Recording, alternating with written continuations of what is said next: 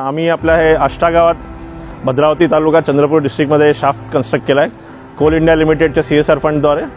आणि आजीवन water private limited ही एक स्टार्टअप कंपनी आहे IIT बॉम्बेची।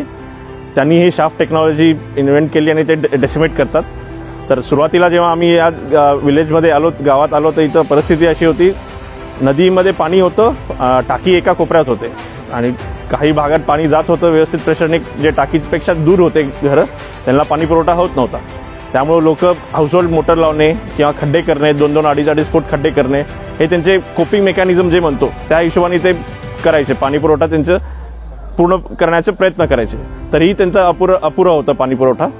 मग आम्ही जेव्हा आलो, आम्ही हा शाफ्ट एका त्यांचा रायझिंग मॅनच्या एक टॅपिंग दिली आणि जिथं ग्रामपंचायतचे जे होते, सरपंच साहेब होते, त्यांची पूर्ण टीमसोबत आम्ही सर्वे केला की कुठं फिजिबल आहे जागा, आणि मग प्रेशर मेजरमेंट केले, काय आधी सिस्टम आहे त्या हिशोबाने शाफ्टचं डिझाईन केलं। आणि इकडे त्यांच्या सेंटरमध्ये एका मंदिराच्या साईडला आम्ही छोट्याशा जागेत शाफ्ट कन्स्ट्रक्ट केला आणि विथ मल्टिपल आउटलेट्स आम्ही मल्टिपल झोन्स क्रिएट केले यातून। आता सध्या परिस्थिती अशी आहे की एक्झिस्टिंग टाकी आहे त्याचा झोन वेगळा झाला आहे आणि शाफ्टमधून आम्ही 2 वेगळे झोन केलेत, तो त्यांचा आणि विदाऊट डिस्टर्बिंग दर एक्झिस्टिंग डिस्ट्रीब्युशन नेटवर्क, म्हणजे त्यांची पाणी पुरवठ्याची एक्झिस्टिंग लाईन आहे त्याला काहीच डिस्टर्ब न करता फक्त हे शाफ्टद्वारे मल्टिपल आउटलेट दिलेत। त्या मल्टिपल आउटलेटनी फायदा असा झाला आहे की लोकांचे हाऊसहोल्ड पंप करणे कमी झालेत, कारण की त्यांना प्रेशर आपोआप भेटतं। काही ठिकाणी असे जिथं 20 वर्ष पाणी भेटत नव्हतं शाफ्टच्या आधी, हे शाफ्टमुळे सिस्टममध्ये प्रेशर वाढलं, जेणेकरून आता त्यांना घरोघरी व्यवस्थित पाणी पोचतं।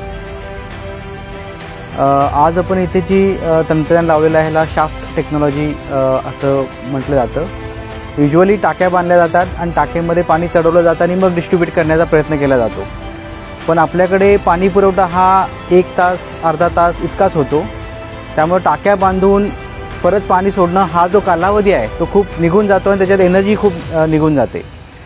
तर ह्या टेक्नॉलॉजीमध्ये फायदा असा आहे की पाणी जिथून येतं, समजा प्रेशरने येत असेल पंपानी, आपण पाणी वरती घेऊन जातो शाफ्टमध्ये। सो ह्याच्या आतमध्ये एक आम्ही पाईप दिलेली आहे, आत एक छोटा पाईप आहे जो पाणी वरती घेऊन जातो आणि पाणी वरती स्पिल आउट होतं ह्या ॲन्युलर स्पेसमध्ये। So there is another pipe, दुसरे एक पाईप आहे त्याच्यामध्ये पाणी स्पिल आउट होतं, जसं की ह्या फिगरमध्ये दाखवलेलं आहे इथं की ॲन्युलर स्पेसमध्ये पाणी पडतं आणि ते पाणी मल्टिपल आउटलेट, आता युजली टाक्या बांधतात त्यांना एकच आउटलेट करतात, तर तेही आम्ही सरकारला सूचना दिलीत की प्रत्येक टाकीला मल्टिपल आउटलेट पाहिजे, म्हणजे सखल भागाला एक आउटलेट, उंच भागाला एक आउटलेट, सो दॅट खालच्या भागाला पाणी आणि वरच्या भागाला पाणी वेगवेगळ्या प्रकारे दिलं जाईल।